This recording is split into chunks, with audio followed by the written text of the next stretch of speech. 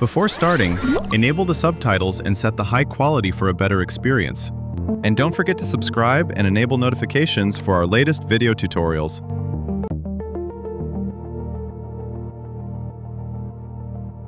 Let's set up a product volume discount exclusive to your point-of-sale channels.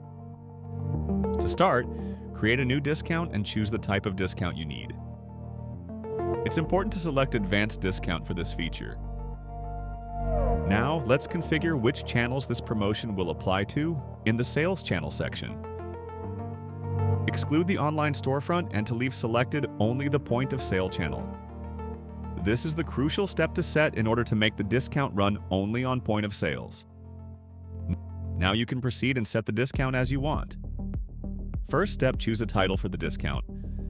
You can choose specific products or target all products in the store. Select your target audience type and set the discount applicability. With applicability configured, scroll down to set up your discount tiers. Define your tier requirements by setting the minimum purchase quantities.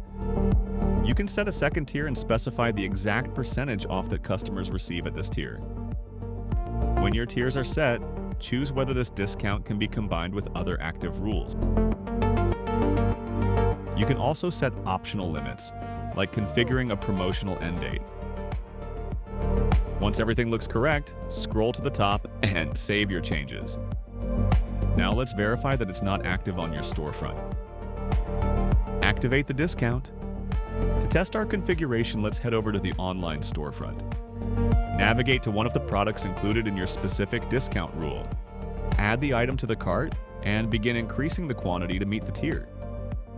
Notice that even when reaching the target quantity, no discount is applied.